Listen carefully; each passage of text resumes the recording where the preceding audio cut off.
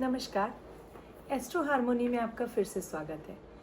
आज जो वीडियो आपके लिए लेकर आई हूँ वो किसी ज्ञान या एस्ट्रोलॉजी का लेक्चर नहीं है। ये एक दिल की बात है, एक कनेक्शन है मेरा और आपके बीच का। मुझे अपने चैनल के कमेंट्स में ऐसे कई मैसेजेस मिलते हैं जो मुझे हिला के रख देते हैं। कोई कहता है मैम इतनी बुरी दशा चल रही है कि कुछ समझ नहीं आ रहा, क्या करूं, लगता है मर ही जाऊं। तो कोई कहता है मुझे लगता है मेरी किस्मत में कुछ भी अच्छा नहीं लिखा था। जब मैं ये सब कमेंट पढ़ती हूँ तो दिल से रोना आता है।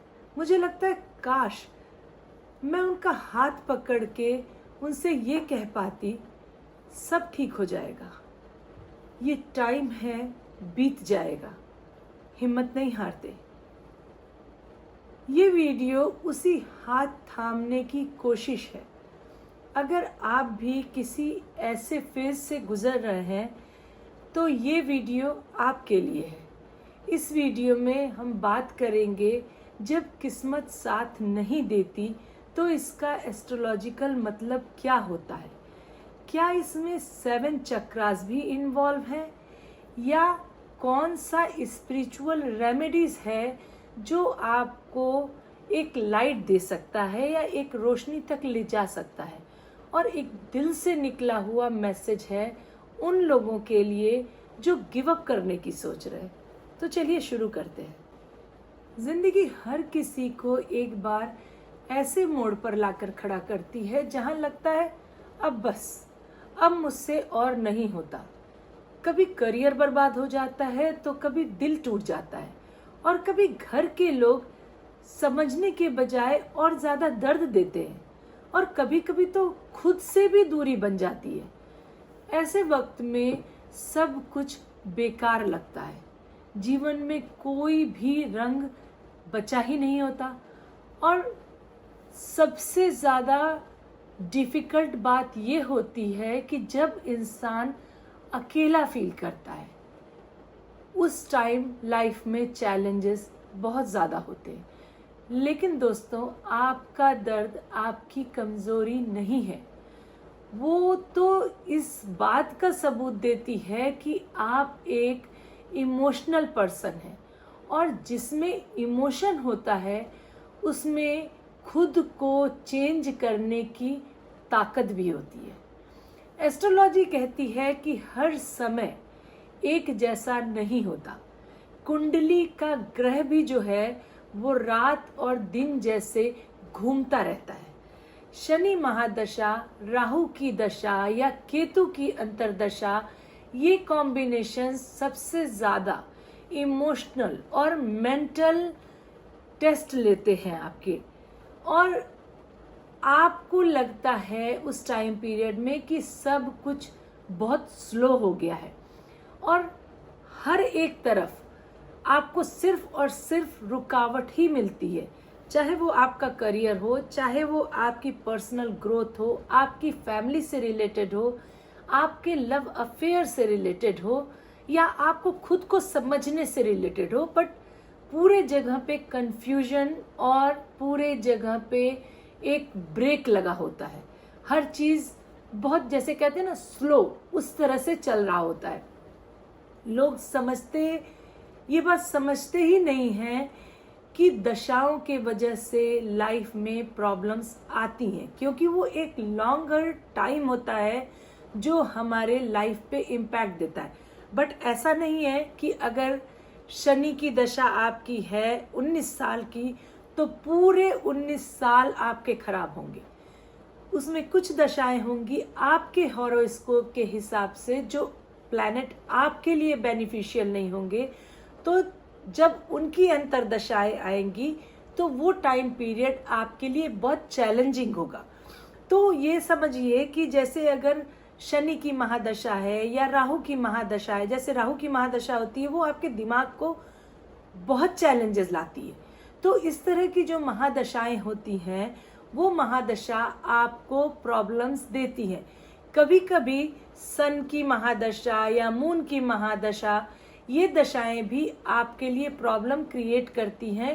डिपेंड करता है कि आपके हॉरोस्कोप में जो प्लैनेट है जिसकी महादशा चल रही है या अंतरदशा चल रही है वो आपके लिए बेनिफिशियल है या बेनिफिशियल नहीं है, उसके अकॉर्डिंगली हर किसी दशा, महादशा या अंतरदशा का इफेक्ट इंडिविजुअल के ऊपर डिफरेंट तरीके से पड़ता है। और ये जो टाइम पीरियड होता है ये पूरे तौर पे चैलेंजेस लेके आता है, क्योंकि ये आपको चेंज करने के लिए आता है। आपका इस टाइम पीरियड में एक टेस्ट जैसा होता है, वो हर एक सिचुएशन में आपको टेस्ट किया जाता है। आपका जो इनर स्ट्रेंथ है उसको इंक्रीज करने के लिए ये टेस्ट होता है। जैसे राहु और केतु हैं, ये एक इल्यूजन ब्रेक करने का काम करते हैं। इस दशा में आप देखोगे कि अक्सर लोग डिप्रेशन, एंजाइटी और जो स्पिरिचुअल कंफ्यूजन होता है ना, उस साइड से गुजरते हैं। जब मून आपका वीक होता है तो आपको बहुत ज़्यादा सैडनेस, होपलेसनेस आपकी बढ़ जाती है। उस टाइम पीरियड में आप बहुत एंजाइटी में रहते हो, आप मन में एक अजीब सा फियर रहता है और वो फियर दुख लाता है। मतलब अगर मून की दशा आपके लिए अच्छी नहीं है तो वो आपके मन पे चूंकि कंट्रोल कर रहा है तो आप मन से दुखी फील करते हो। जब आप मन से दुखी फील करते हो तो हर एक फील्ड में आप अपना आउटकम नहीं दे पाते हो। इस वजह से वो दशा चैलेंजिंग हो जाती है, बिकॉज आप खुद ही नहीं खुश हो तो आप दूसरों को कैसे खुश करोगे या दूसरी एरिया में कैसे एफर्ट डालोगे। ये सारी चीज़ें डिपेंड करती हैं आपके प्लैनेट के ऊपर कि किसकी दशा चल रही है। अगर कोई 6, 8, 12 यानी 6th हाउस, 8th हाउस और 12th हाउस का जो प्लैनेट है या जो ग्रह है वो एक्टिव हो जाए, और डिपेंड करता है वो आपके लिए कैसा है। ये हाउस लॉस, सफरिंग और आइसोलेशन को दिखाता है।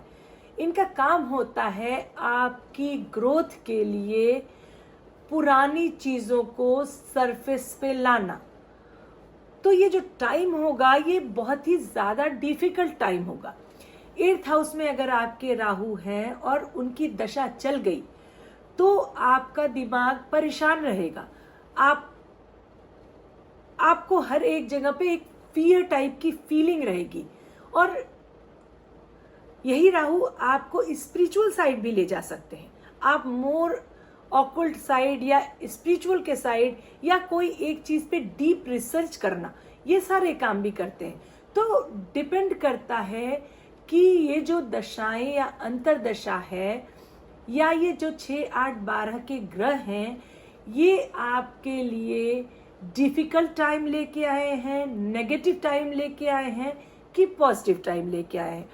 पर ये जान लीजिए कि ये जो ग्रह है या जो प्लैनेट्स हैं ये आपके एनिमीज नहीं है, ये आपके एक तरह से टीचर होते हैं। वो आपको एक बार नीचे गिराते हैं और आपको अंदर से स्ट्रांग बनाते हैं, फिर आपको लाइफ में ऊपर ले जाते हैं।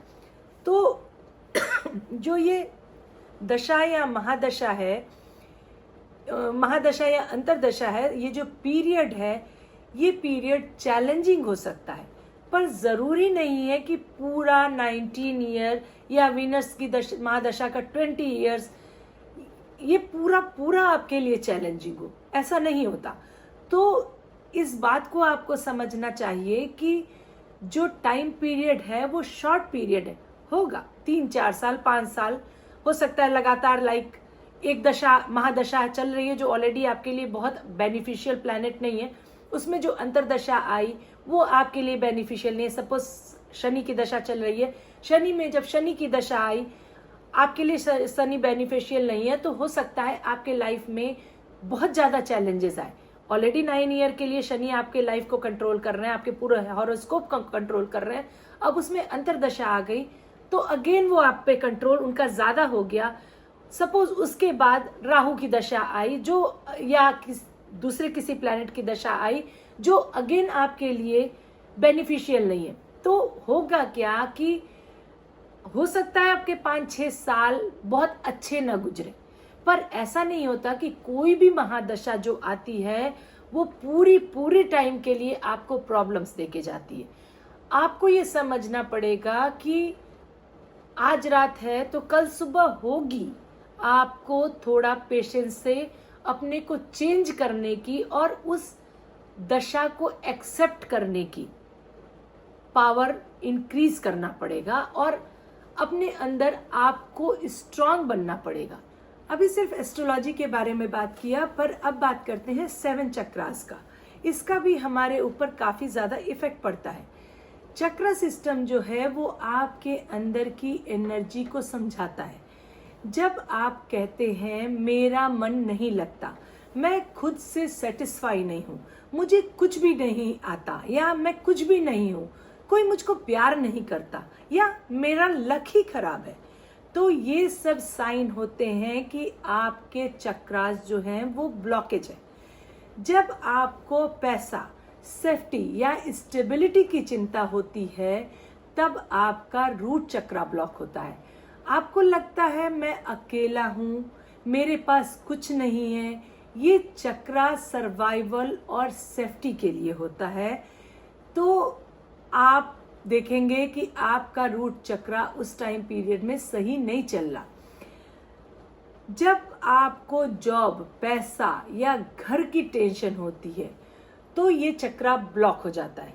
जब सैटर्न, मार्स या राहु आपके रूट चक्रा के ऊपर प्रेशर बनाते हैं, स्पेशली अपने दशा पीरियड में, ये चक्रा वीक पड़ जाता है और आप इनसिक्योर फील करते हैं। जब लाइफ में इंटरेस्ट आपका चला जाता है, ना आपको खुशी महसूस होती है, ना आपको दर्द का मतलब समझ में आता है, तो आपका सेक्रल चक्रा उस टाइम पीरियड में डिस्टर्ब होता है। आप इमोशनल नमनेस, इस टाइप की आपको फीलिंग रहती है। आपका जो क्रिएटिव एरिया है वो ब्लॉक हो जाता है। आपको फीलिंग ऑफ वर्थलेसनेस या मुझको जीने की कोई इच्छा नहीं है, इस टाइप की आपको फीलिंग बन जाती है। मून, वीनस या राहु केतु का जो एक्सेस है वो अगर थर्ड आई चक्रा, सेक्रल चक्रा या सोलर प्लेक्स चक्रा पर इन्फ्लुएंस डालते हैं तो ये चक्रा डिस्टर्ब हो जाते हैं। जब दिल आपका भरा हुआ हो दर्द से या आप सैड सी फीलिंग आपको हो, तो उस टाइम पीरियड में आपका हार्ट चक्रा ब्लॉक होता है। किसी ने आपको हर्ट किया हो या खुद से जो प्यार होता है वो खत्म हो गया हो, ये हार्ट चक्रा ब्लॉकेज की निशानी होती है।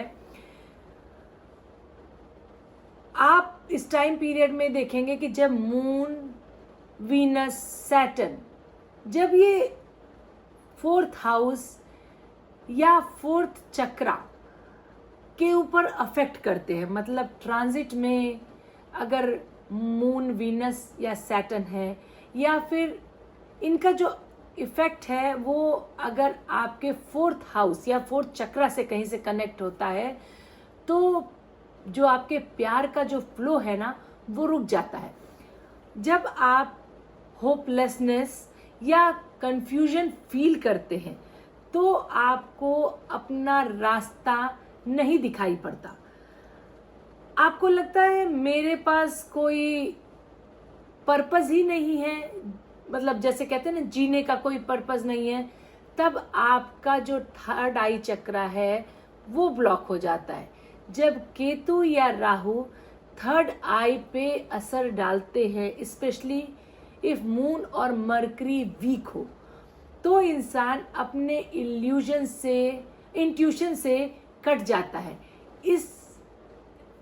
इसलिए जो चक्रास हैं देखा जाए तो उनको भी बैलेंस करना बहुत ज़्यादा ज़रूरी होता है। अब आपको कुछ प्रैक्टिकल रेमेडीज बताते हैं। एवरी डे सिर्फ 5 मिनट अपने ब्रेथ पे ध्यान दीजिए। जब आप अपने ब्रेथ पे ध्यान देते हैं, मतलब जब आप ब्रीदिंग एक्सरसाइज करते हैं और उस समय कुछ और नहीं सोचते हैं, अपने ब्रीदिंग पे कंट्रोल करते हैं, मतलब ब्रीदिंग को आने जाने के, सांस को आने जाने पे ध्यान देते हैं, तो आप अपने माइंड को एक जगह फोकस करते हैं और आप अपनी परेशानियों से उस टाइम पीरियड में थोड़े देर के लिए दूर हो जाते हैं। और धीरे धीरे जब आप ये प्रैक्टिस करने लगते हैं तो देखेंगे कि आपका माइंड फोकस होने लगा, आपका माइंड एक चीज़ पे कंसंट्रेट करने लगा। एक दिया जलाकर अपने लिए प्रे कीजिए, अपनी जो परेशानी है उसके लिए प्रे कीजिए। कहिए, जिसको भी आप मानते हैं, कैंडल, दिया, कुछ भी ऐसे जलाइए और फील कीजिए कि कोई एक एनर्जी है जिससे आप ये बात कर रहे हैं, आप उसके सामने ओपन है और ये बात कह रहे हैं कि मुझे आप शक्ति दीजिए, जो भी आप मेरे लिए परेशानी दे रहे हैं उसको सहने की शक्ति दीजिए। आप उनसे ये कह सकते हैं कि मेरे लिए जेंटल होइए, परेशानी मेरे को लाइफ लेसन मिल रही है, मैं लर्न कर रही हूँ, बट आप मेरे लिए जेंटल होइए और अगर परेशानी दे रहे हैं तो उसको सहने की भी शक्ति दीजिए। आप मून की ब्लेसिंग ले सकते हैं, मून लाइट में आप बैठ सकते हैं, मून वाटर प्रिपेयर कर सकते हैं और उसको ड्रिंक कर सकते हैं, क्योंकि मून जो है वो आपको मेंटल पीस देगा। जब आपको मेंटल पीस मिलेगी तो आप देखोगे कि आपके फिजिकल चीज़ों में डिफरेंस आएगा। अगर आप दिमाग से शांत हो और एक पीस में हो तो आपका फिजिकल हेल्थ अच्छा होगा, आप अपने काम पे फोकस कर सकते हैं। जो काम आप कर रहे हैं या आपके पास नौकरी अगर नहीं है तो आप अपने को नेक्स्ट के लिए प्रिपेयर कर सकते हैं, क्योंकि देखिए, परेशानी के साथ किया गया काम फ्रूटफुल नहीं होता।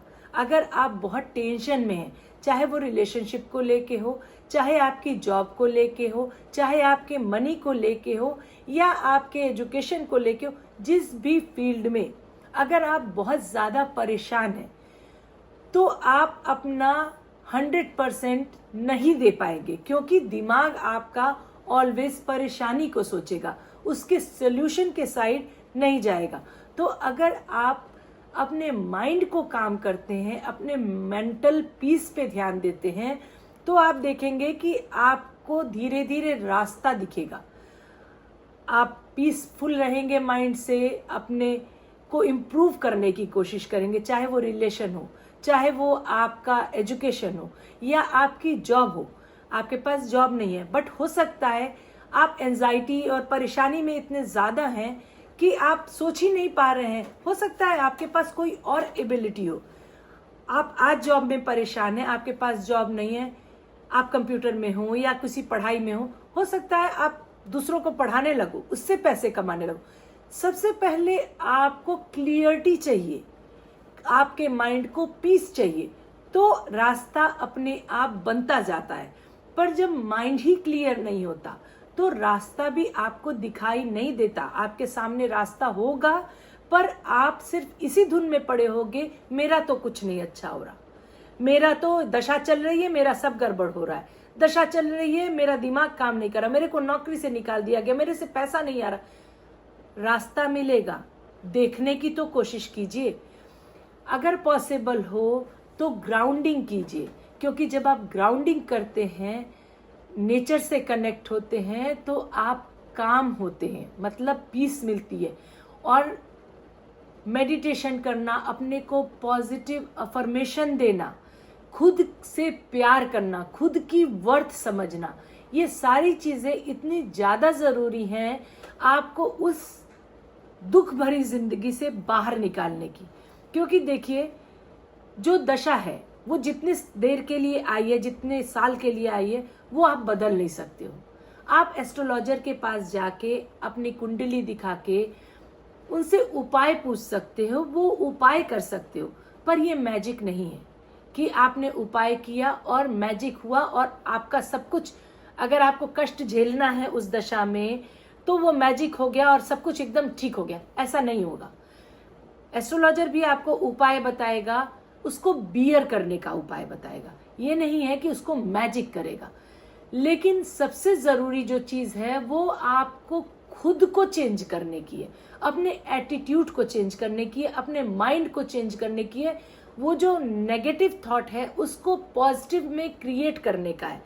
जब आप पॉजिटिव माइंड बनाएंगे, जब आपकी सोच चेंज होगी, जब आप अपनी वैल्यू करेंगे, ना कि अपने को ये कि मैं किसी काम का नहीं हूं या मैं कुछ नहीं कर सकता, इस एटीट्यूड से जब बाहर आप जाएंगे तो आप देखेंगे कि आपको रास्ता भी मिलने लगा। आपको अपने से बात करना चाहिए।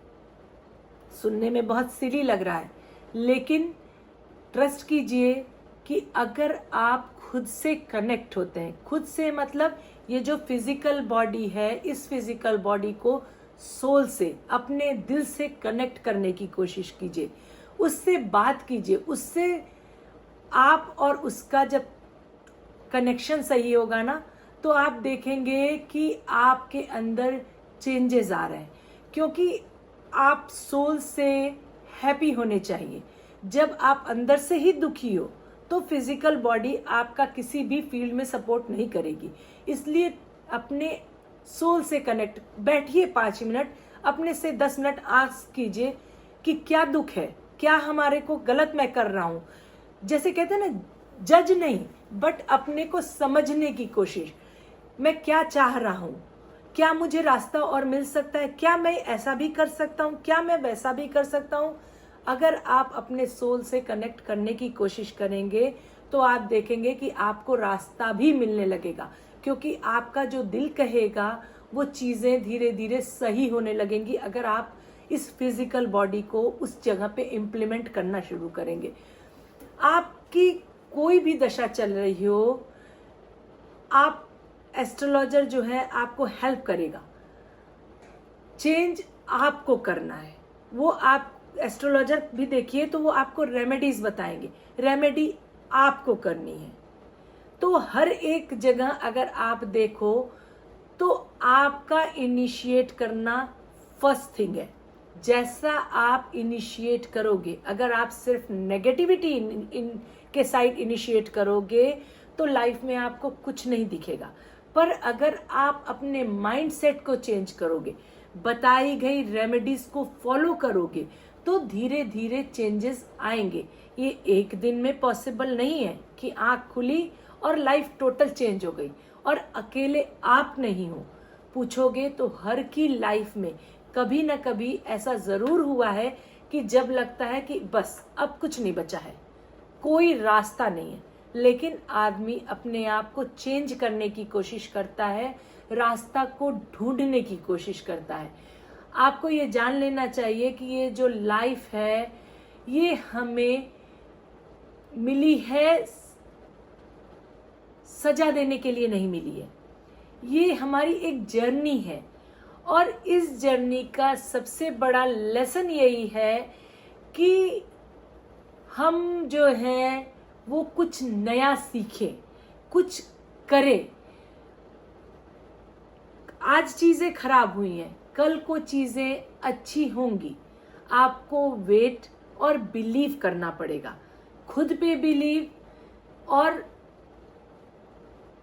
अपने, जैसे कहते हैं ना कि अपने टाइम पे बिलीव करना पड़ेगा।